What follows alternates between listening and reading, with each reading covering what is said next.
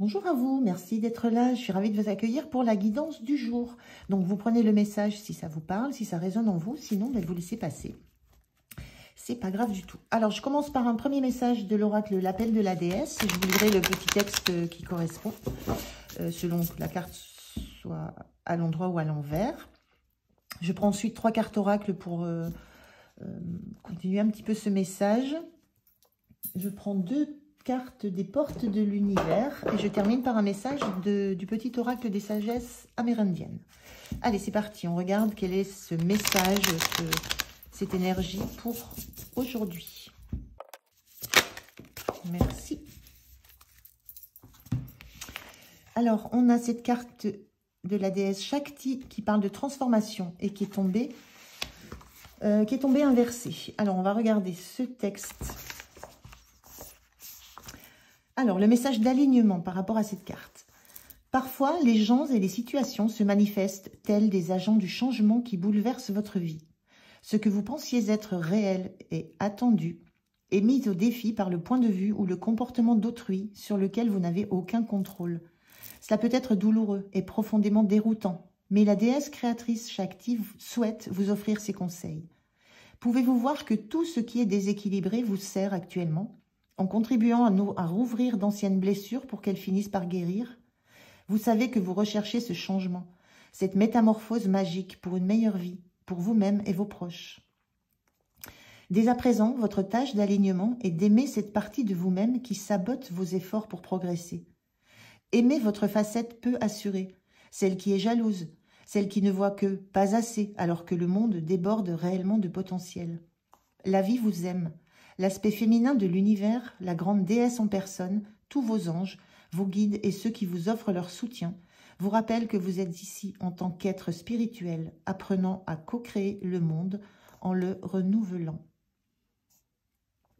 Donc il y a cette notion-là sur le message de ce jour, d'être dans une énergie de changement, de quelque chose qui bouge, mais dont vous n'avez pas la maîtrise, quelque chose qui ne vient pas de vous et qui vous bouleverse et qui ranime et qui rouvre de vieilles blessures.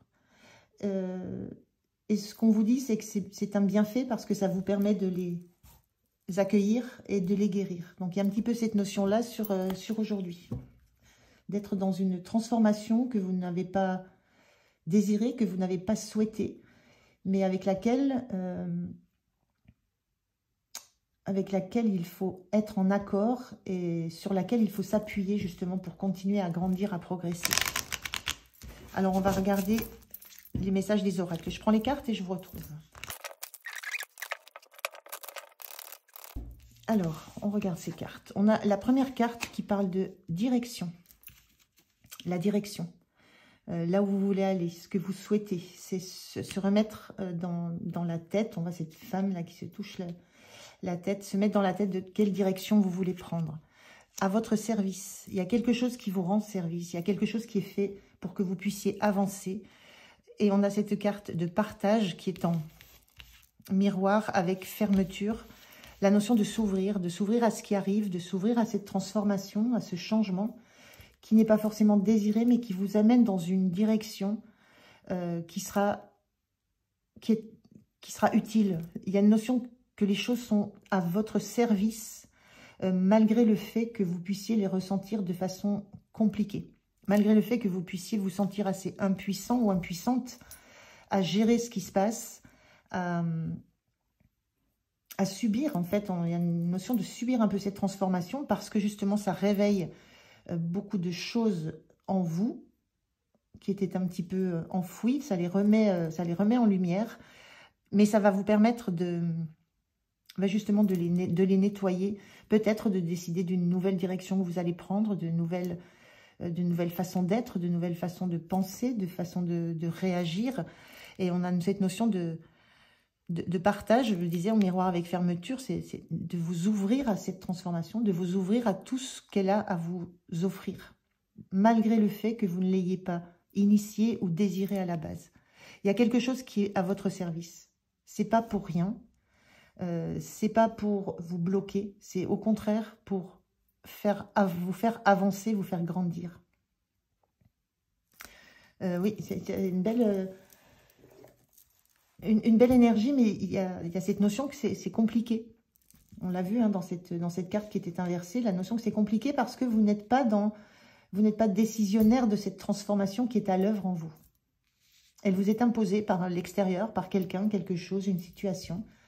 Mais elle n'arrive pas là pour d'autres raisons que celle de vous faire évoluer, de vous faire trouver la direction qui est la bonne pour vous et d'être au service de votre élévation, de votre avancée. Alors, on va prendre 2 messages des portes de l'univers pour voir ce que ça raconte de plus. Donc, c'est une situation qui est certainement très inconfortable, mais dont les bienfaits vous seront pas révélés, mais les bienfaits, vous les ressentirez plus tard.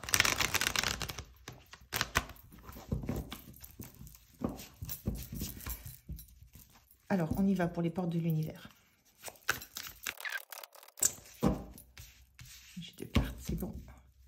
Je reviens à cette notion de partage, c'est aussi l'idée de ne pas vous fermer à ce qui se passe en vous, à ce qui se joue en vous.